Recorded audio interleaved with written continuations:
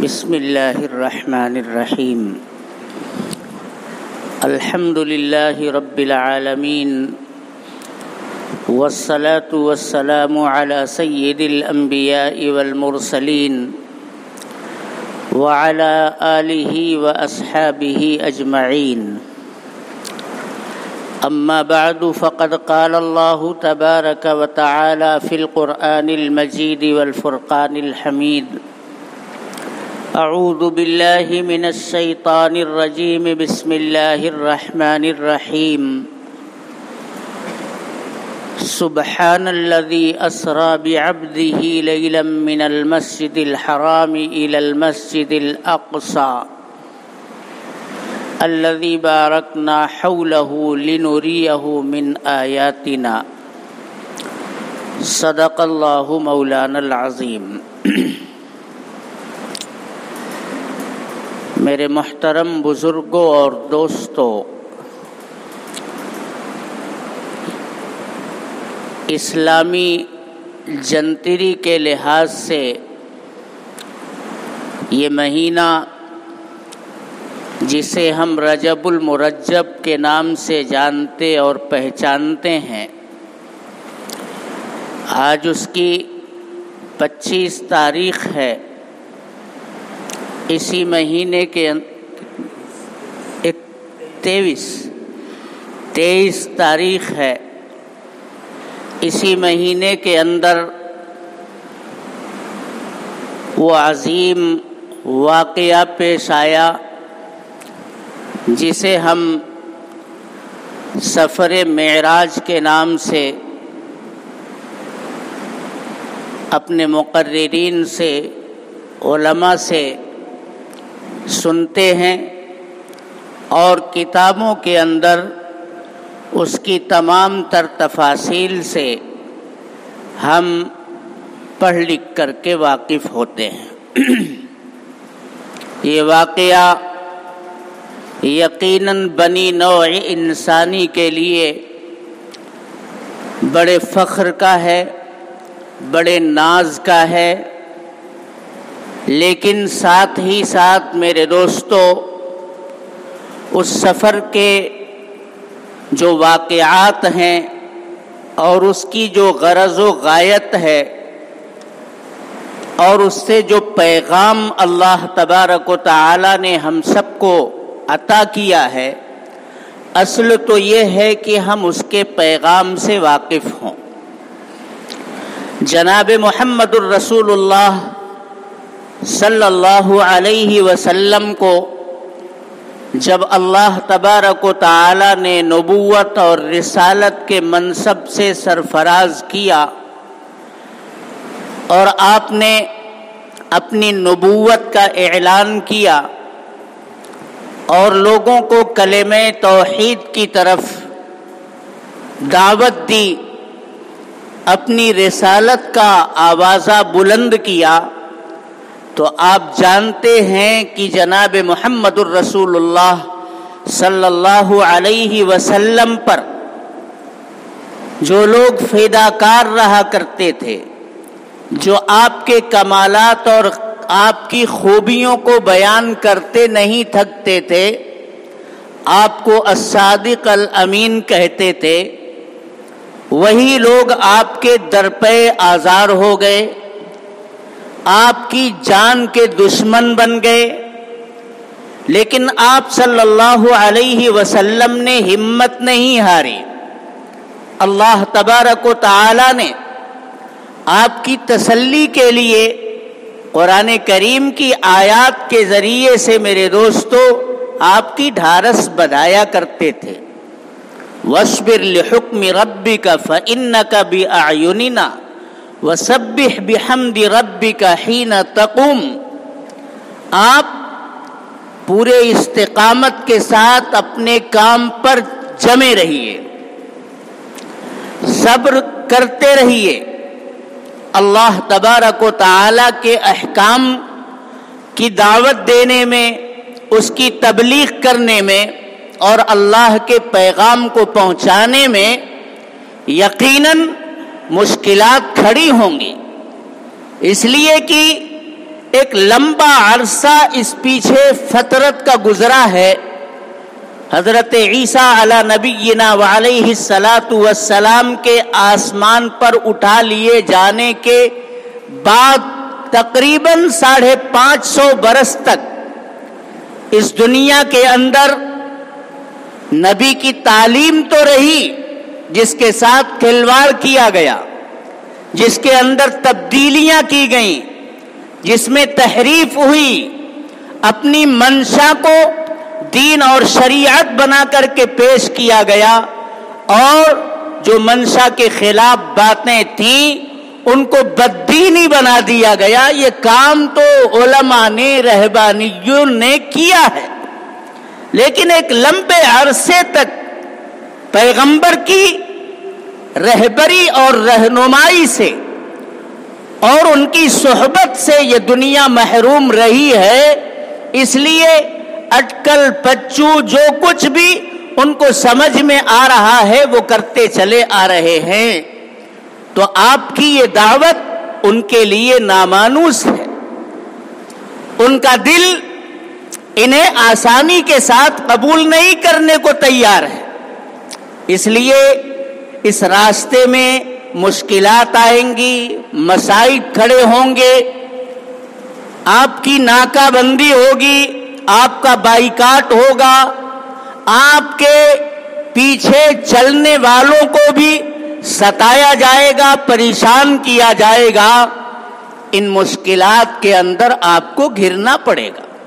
وَاصْبِرْ، لیکن آپ اپنے اس پیغام کے اوپر جم کر کے رہنا ہے، اس سے سرے منہ انحراف نہیں کرنا ہے، اور پوری طاقت کے ساتھ، پورے عزم اور حوصلے کے ساتھ اپنے پیغام کو ببانگ دوہل شب و روز جہاں جیسا موقع آئے گا اسے سناتے رہنا ہے.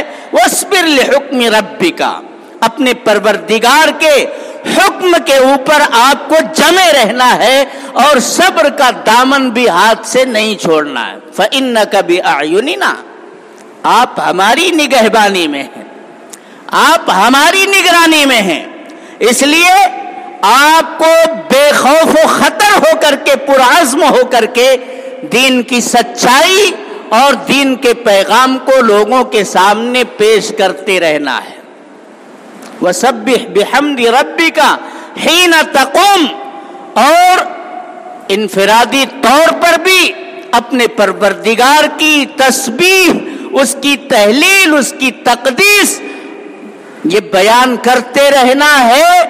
جب بھی آپ کام کو لے کر کے کھڑے ہوں تو اپنے پروردگار کی تسبیح کے ساتھ آپ کھڑے ہوں، لوگوں کے سامنے یہ بتائیں کہ جس شرک کے اندر تم مبتلا ہو یہ گندگی ہے، یہ ناپاکی ہے، یہ انسانی قدروں کی پامالی ہے. انسان بتوں کی پوجا کرے، اس سے انسانیت بہت بلند ہے. انسانیت کو اللہ تبارک و تعالی نے سربلندی عطا کی ہے، سرخروئی عطا کی ہے، معراج عطا کی ہے. تو اپنی معراج کو تلاش کرو، اور معراج انسانیت یہ ہے کہ وہ اپنے پروردگار، اپنے خالق اور مالک کے سامنے اپنی پیشانی کو ٹیکے، اور بس اس کے علاوہ تمہارا سر اپنے ہاتھوں سے تراشیدہ بتوں کے سامنے جھک جائے. تم اللہ کے ساتھ کسی اور کو اپنا پیشوا سمجھو، کارساز سمجھو، مشکل کشا سمجھو، اس کے سامنے اپنی آہ و فغاں رکھو، اس کے سامنے اپنا دست فریاد پھیلاؤ. یہ ساری باتیں اللہ تبارک و تعالی برداشت نہیں کرتے. تو اپنے پیغام کو لے کر کے چلنا ہے، اور میدان عمل میں استقامت یہ دکھانا ہے، اور تسبیح و تہلیل کے ساتھ پیغام کو سناتے رہنا ہے. جناب محمد الرسول اللہ صلی اللہ علیہ وسلم نے وہ کام مکۃ المکرمہ میں رہ کر کے میرے دوستو آپ دیکھیے 10 سال تک کیا. لیکن جب مکے کی سنگلاخ ذہنیت کے اوپر، ان کے دل کے اوپر، ان کے دماغ کے اوپر میرے دوستو بہت زیادہ اثر نہیں پیدا ہوا تو آپ صلی اللہ علیہ وسلم نے پھر طائف میں جا کر کے اپنے پیغام کو سنایا. وہاں پر بھی یہی صورتحال پیش آئی. کیا کیا نہیں ہوا. اور اسی دوران میرے دوستو آپ سے محبت ٹوٹ کر محبت کرنے والے اور آپ کے ممد اور معاون بننے والے آپ کے چچا سیدنا ابو طالب کا انتقال ہو گیا. حضرت خدیجۃ الکبریٰ رضی اللہ تعالی عنہا جو آپ کی مونس تھیں، غم گسار تھیں، ہمدرد تھیں، جس وقت پیغام نبوت میرے محترم بزرگوں اور دوستوں پہلی مرتبہ غار حرا کے اندر آیا تھا اور آپ کو منصب نبوت اور رسالت پر سرفراز کیا گیا تھا، اور سیدنا جبرائیل علیہ السلام نے بار بار آپ صلی اللہ علیہ وسلم کو بھیجا تھا اور قرآن کی یہ آیات پڑھ کر کے آپ کو سنائی تھی، اور ایک مزدحم جانفزا اس دنیا کے اندر آیا تھا. اقرأ بسم ربک الذی خلق خلق الانسان من علق اقرأ وربک الاکرم الذی علم بالقلم علم الانسان ما لم یعلم. یہ آیات جب اتری ہیں تو میرے محترم بزرگوں اور دوستوں حضور پاک صلی اللہ علیہ وسلم کا جسم تھر تھرا رہا ہے، کانپ رہا ہے. آپ گھر تشریف لاتے ہیں اور حضرت خدیجۃ الکبریٰ رضی اللہ تعالی عنہا سے کہتے ہیں زملونی زملونی. مجھے سخت تھر تھراہٹ، کپ کپاہٹ اور خنکی محسوس ہو رہی ہے، سردی لگ رہی ہے، ایک اضطراب ہے، ایک بے چینی ہے جو دور ہونے کا نام نہیں لے رہی ہے. مجھے چادر اڑاؤ، لقد خشیت علی نفسی. مجھے تو اپنی جان کے اوپر خطرہ محسوس ہونے لگا ہے، ایسا اضطراب ہے.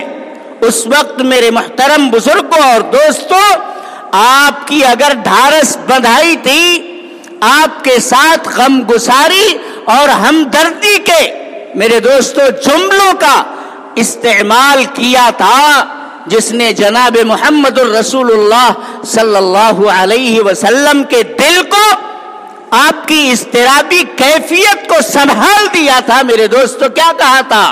کلا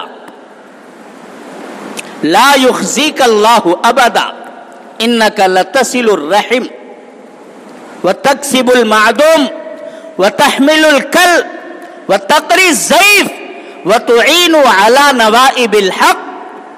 آپ کیا کہہ رہے ہیں؟ آپ کی زندگی کا ایک عرصہ ہماری نظروں کے سامنے ہے. ہم نے آپ کا بچپن دیکھا ہے، آپ کا عنفوان شباب ہم نے دیکھا ہے، آپ کی جوانی دیکھی ہے. آپ آج 40 سال کے ہو چکے ہیں. ایک عرصے حیات آپ کا ہماری نظروں کے سامنے ہے. ہم نے تو یہ دیکھا ہے کہ آپ ہمیشہ کمزوروں کی مدد کرتے ہیں، یتیموں کی، بیواؤں کی خبر گیری کرنا یہ آپ کی زندگی کا ایک لازمی حصہ اور جز بنا ہوا ہے. کوئی مہمان مسافر آ جاتا ہے، آپ لپک کر کے جاتے ہیں اور اس کی خیریت دریافت کرتے ہیں، اور اس کے قرار پکڑنے کے لیے، اس کو ٹھہرانے کے لیے آپ بے چین ہو جاتے ہیں. آپ ہر مصیبت میں لوگوں کا سہارا بنتے ہیں. لا یخزیک اللہ ابدا. آپ انسانیت کے لیے اتنے مفید، اتنے نفع بخش ہیں، اتنی راحت رسانی کا کام آپ کر رہے ہیں. آپ کو کبھی بھی اللہ تبارک و تعالی اس طرح سے ضائع نہیں ہونے دے گا، آپ کو رسوا نہیں کرے گا. آپ کیوں بے چین ہیں؟ میرے دوستوں، وہ مونس اور مہربان زوجہ محترمہ سیدنا حضرت خدیجۃ الکبریٰ رضی اللہ تعالی عنہا کا بھی انتقال ہو جاتا ہے. کتنا غم ہوگا، کتنا حزن و ملال ہوگا. چچا بھی جو میرے دوستوں لوگوں کے راستے میں آ کر کے کھڑے ہو جاتے تھے کہ محمد کو اپنا پیغام پہنچانے میں اگر کوئی آڑے آئے گا تو پھر اس کی خیریت نہیں رہے گی، یہ سمجھو کہ میں آؤں گا سب سے پہلے اور محمد کے لیے ڈھال بن جاؤں گا۔ وہ چچا بھی رخصت ہو گئے، وہ مونس خاتون زوجہ محترمہ بھی اس دنیا سے رخصت ہو گئیں، اور مکے کے دشمن دندناتے پھر رہے ہیں۔ طائف کے اندر بھی جناب محمد الرسول اللہ صلی اللہ علیہ وسلم کے پیغام پر لبیک کہنے والے لوگ نہیں ملے۔ کتنا غم ہوگا۔ آپ صلی اللہ علیہ وسلم کے اس حزن و ملال کو دور کرنے کے لیے اللہ تبارک و تعالی نے، مفسرین یہ بیان کرتے ہیں کہ جہاں بہت ساری وجوہات ہیں سفر معراج کی، اور اس سفر معراج کا جو مقصد ہے بہت سارے مقاصد ہیں، ان تمام مقاصد میں ایک بڑا مقصد یہ بھی تھا کہ آپ کے حزن و ملال کو دور کرنے کے لیے اللہ تبارک و تعالی نے اپنی ہم کلامی کا شرف بخشا، ورنہ اللہ تبارک و تعالی کا پیغام لے کر کے سیدنا جبرائیل علیہ السلام تو اس دنیا کے اندر روئے زمین کے اوپر تشریف لایا ہی کرتے تھے۔ ان کے توسط سے اللہ کا پیغام جناب محمد الرسول اللہ صلی اللہ علیہ وسلم پر آتا تھا، اور آپ بلا تاخیر بے کم و کاست انسانیت کے سامنے، لوگوں کے سامنے اس کو پیش کر دیا کرتے تھے۔ یہ سلسلہ تھا، لیکن ایک مقصد تھا، آپ کے غم کو ہلکا کرنے کے لیے اللہ تبارک و تعالی نے یہ سفر معراج کروایا۔ اور سفر معراج یوں بھی تو ہو سکتا تھا کہ آپ مکۃ المکرمہ ہی سے آسمانوں پر اور پھر عرش تک بلا لیے جاتے، لیکن یہ نہیں کیا گیا، بلکہ پہلے جناب محمد الرسول اللہ صلی اللہ علیہ وسلم کو مسجد حرام سے مسجد اقصی لے جایا گیا، اور اس آنے اور جانے کو لوگوں نے مشاہدہ بھی کیا ہے، دیکھا بھی ہے۔ تکذیب کرنے والوں کے سامنے جناب محمد الرسول اللہ صلی اللہ علیہ وسلم نے ایک قافلے کا تذکرہ کیا کہ جب میں مسجد حرام سے بیت المقدس جا رہا تھا تو راستے میں ایک قافلے سے ہماری ملاقات ہوئی، ہمیں دیکھ کر کے ایک اونٹ بدکا، جس اونٹ کے اوپر دو نوجوان سوار تھے، دونوں گرے، اس میں ایک کا ہاتھ ٹوٹ گیا، اور قافلے کی پوری کیفیات، ان کے اونٹوں کی میرے دوستوں کیفیات جناب محمد الرسول اللہ صلی اللہ علیہ وسلم نے اہل مکہ کے سامنے بیان کی، اور اہل مکہ صبح کے طلوع ہونے کا انتظار کر رہے تھے اور بیٹھے تھے کہ کاش کے یہ ساری باتیں جھوٹی نکلیں، اور جناب محمد الرسول اللہ صلی اللہ علیہ وسلم جو اس بات کے دعوے دار ہیں کہ ہم نے لمحوں میں مسجد حرام سے مسجد اقصی کا، اور پھر مسجد اقصی سے لے کر کے ساتوں آسمانوں کا، اور پھر ساتوں آسمانوں سے سدرۃ المنتہا کا سفر کیا، اور اپنے پروردگار کے روبرو ہو کر کے ہمیں ہم کلامی کا شرف حاصل ہوا۔ اتنی لمبی مسافت آنا جانا یہ کیسے لمحوں کے اندر طے ہو سکتا ہے؟ وہ انتظار میں بیٹھے تھے کہ کسی طرح سے آپ صلی اللہ علیہ وسلم کو جھٹلانے کا کوئی داؤ مل جائے، کوئی کھیل مل جائے، اور پھر ہم اس کا پرچار کریں اپنے آس پاس میں، اور لوگوں کو جو آپ کی تعلیم سے متاثر ہیں انہیں برگشتہ کر دیں۔ حضرت ابوبکر صدیق رضی اللہ تعالی عنہ کے سامنے بھی میرے دوستو یہ آئے کہ آپ کے پیغمبر تو یہ دعویٰ کر رہے ہیں کہ ہم نے معراج کا جسمانی سفر کیا ہے، اتنی لمبی مسافت کس طرح سے آنن فانن طے ہو سکتی ہے؟ لمحوں میں کس طرح سے اتنا لمبا سفر کیا جا سکتا ہے؟ بتائیے، آپ اس کی تصدیق کریں گے؟ حضور حضرت ابو بکر نے فرمایا کہ اگر محمد ایسا کہتے ہیں تو پھر اس کی تصدیق کرنے میں مجھے کوئی تردد کوئی تذبذب نہیں ہے. وہ اگر کہتے ہیں تو بالکل سچ ہے, صداقت ہے اس میں کذب بیانی کا کہیں شائبہ اور کوئی احتمال نہیں پایا جاتا. میرے دوستو, وہیں سے حضرت ابوبکر صدیق رضی اللہ تعالی عنہ کو جناب محمد الرسول اللہ صلی اللہ علیہ وسلم نے صدیق کا لقب دیا تھا. آپ کا یہ سفر ہوا, ایک مقصد اور تھا کہ انسان کے جو اعمال ہیں انہیں مثالی شکلوں میں اللہ تبارک و تعالی جناب محمد الرسول اللہ صلی اللہ علیہ وسلم کو دکھا دے, اور جو ثواب, جو جزا یا جو سزا مرتب ہونے والی ہے اس کا بھی مشاہدہ آپ آ کر کے آسمانوں پر کر لیں. چنانچہ جہاں سفر معراج کے اندر یہ باتیں بیان کی جاتی ہیں کہ پہلے آسمان پر, دوسرے آسمان پر, تیسرے, چوتھے, اس طرح سے تمام آسمانوں پر انبیاء کرام سے جناب محمد الرسول اللہ صلی اللہ علیہ وسلم کی ملاقاتیں ہوئیں, وہیں یہ بھی بیان کیا جاتا ہے کہ مثالی شکل میں انسانی اعمال بھی جناب محمد الرسول اللہ صلی اللہ علیہ وسلم کے سامنے لائے گئے, اور آپ نے جنت کا اور دہکتی ہوئی جہنم کا بھی آپ نے مشاہدہ کیا. اور اسی سفر معراج کے اندر تو میرے دوستو عروج کا سب سے اہم ذریعہ اور سربلندی کی سب سے مضبوط سیڑھی نماز اللہ تبارک و تعالی نے بطور تحفہ انسانیت کے لیے, قیامت تک آنے والی انسانیت کے لیے یہ تحفہ اللہ تبارک و تعالی نے بخشا تھا, جس تحفے کے تعلق سے صحابہ کرام میرے دوستو کیسا انصاف برتتے تھے.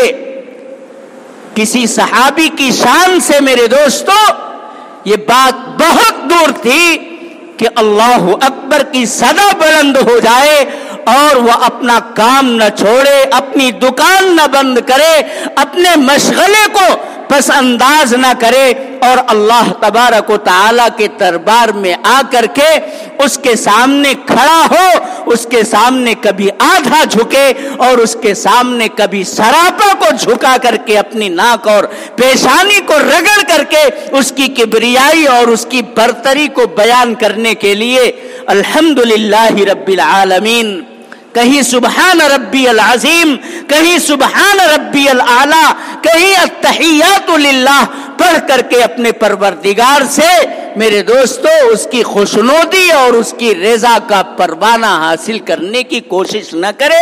یہ صحابی سے اور صحابیات سے بہت بعید بات تھی.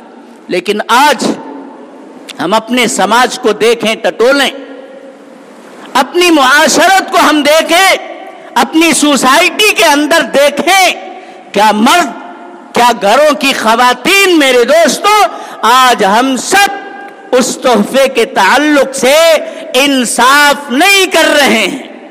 جناب محمد الرسول اللہ صلی اللہ علیہ وسلم کو اللہ تبارک و تعالی نے اور تمام اعمال اس روئے زمین پر سیدنا حضرت جبریل کے واسطے سے دیا, لیکن نماز جیسا تحفہ اللہ تبارک و تعالی نے براہ راست اپنے پاس نبی کو بلا کر کے یہ تحفہ عطا کیا تھا. تو اس تحفے کو تو ہمیں میرے دوستو پوری خوش دلی کے ساتھ قبول کرنا چاہیے اور اپنے پورے سماج کے اندر اسے رواج دینے کی انتھک جد و جہد کرنی چاہیے.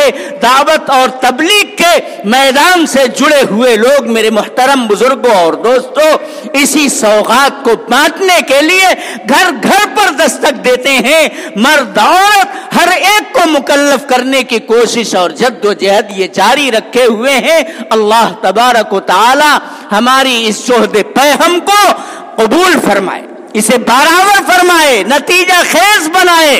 اگر ہم نماز سے میرے محترم بزرگوں دوستوں دور رہ کر کے اپنا عروج اپنی سربلندی اور سرفرازی، اپنی سرخروئی تلاش کریں گے تو میرے دوستو منہ کالا ہونے کے سوا کبھی سرخ نہیں ہوگا، کبھی میرے دوستو ہماری شکل و شباہت کے اوپر رنگ و روغن نہیں چڑھنے پائے گا۔ اللہ تبارک و تعالی ہم سب کو نماز کا پابند بنائے، اور نماز کے ساتھ ساتھ میرے دوستو ہمارے اخلاق، ہماری سیرت، ہمارا کردار، جس کے اوپر اسلام کے فروغ کی میرے محترم بزرگوں اور دوستوں بنیادیں ہیں، دار و مدار ہے، اسلامی اخلاق کا آپ پیکر بن جائیے۔ جب آپ دیکھیے کہ ہمارا سماجی، سیاسی، معاشی اور ثقافتی ڈھانچہ کمزور ہو رہا ہے، اس کی بنیادوں کے اندر اضطراب ہے، تو میرے دوستو پھر ہمیں یہ سوچنا چاہیے کہ آخر وجوہات کیا ہیں۔ آج ہم ناچ رنگ اور قوالیوں کو، ایسے مشاعروں کو جس کے اندر مرد بھی ہوتے ہیں، خواتین بھی ہوتی ہیں، اور اس سے آگے بڑھیے فلموں کو آرٹ اور فن کا نام دے کر کے سماج کو دھوکہ دے رہے ہیں۔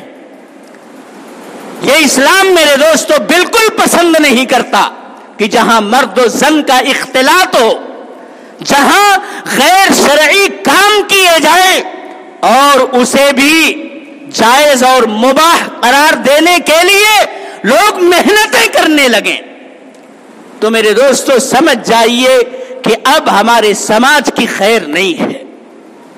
آج مشاعروں کے اندر، قوالیوں کے اندر، سنیما خانوں کے اندر پیسے دے کر کے ہمارا نوجوان جاتا ہے، اور پوری غفلت بھری زندگی میرے دوستو، عریانیت اور فحاشی بھری زندگی اپنی نظروں سے دیکھ کر کے آتا ہے، اور اس کو وہ کہتا ہے کہ یہ آرٹ کا نمونہ ہے، یہ فنکاری کا پیش خیمہ ہے۔ اپنے بچوں کو اس طرف آگے بڑھانے کی ہمیں جد و جہد کرنی چاہیے۔ کہاں مر گئے اسلام کے وہ اخلاق؟ اگر میرے دوستو ہم نے اپنے بچوں کو اس رخ پر لگا دیا تو آپ سمجھیے کہ وہ دن دور نہیں جب ثقافت کے نام پر، آرٹ اور فن کے نام پر ہم عریانیت اور فحاشی اپنے گھروں کے اندر دیکھیں گے، اور ہماری یہ طاقت اور مجال نہیں ہوگی کہ ہم اپنے بچوں کو بھی اس سے روک سکیں، اس لیے کہ ہم نے کبھی بتایا ہی نہیں کہ یہ اللہ کا ناپسندیدہ عمل ہے۔ یہ جناب محمد الرسول اللہ صلی اللہ علیہ وسلم کے پاکیزہ اور بلند اخلاق کے سامنے ہے، چاہے ان کی کوئی حیثیت نہیں ہے، نبی نے اسے مردود قرار دیا ہے، اسے مبغوض اور ناپسندیدہ سمجھا ہے۔ ہم نے اپنے بچوں کو نہیں بنایا تو میرے دوستو ہماری ثقافتیں، ہماری تہذیبیں اور ہمارا معاشرتی ڈھانچہ یہ فساد کا شکار ہوگا، اور پھر نماز، روزہ، حج، زکوٰۃ، اسلامی اخلاق اور کردار کی جگہ پر یہ آرٹ، یہ فن، یہ ہنر میرے دوستو ہمارے سماج کا حصہ بن جائیں گے، اور وہی ہماری سماج کی نمائندگی کرنے والے ذرائع قرار پائیں گے۔ اللہ تبارک و تعالی سفر معراج میں جو تحفہ جناب محمد الرسول اللہ صلی اللہ علیہ وسلم کو اللہ نے عطا کیا تھا، نماز، میرے دوستو نماز پر آؤ، خود بھی کھڑے ہو جاؤ اور اپنے ماتحتوں کو کھڑا کرو، اپنے آس پاس میں نماز کی دعوت دو، تبلیغ کرو۔ نماز سے اگر میرے دوستو یہ سماج آراستہ ہو جائے گا تو ان الصلاۃ تنہا عن الفحشاء والمنکر، تمام فواحش سے، تمام منکرات سے، ظاہری اور باطنی گندگیوں سے ہمارا معاشرہ پاک ہوگا، صاف ہوگا۔ اللہ تبارک و تعالی ہم سب کو عمل کی توفیق بخشے، اور اپنے ماتحتوں کی مکمل نگہبانی اور ان کی نگرانی رکھنے کی توفیق عطا فرمائے۔ وآخر دعوانا ان الحمد للہ۔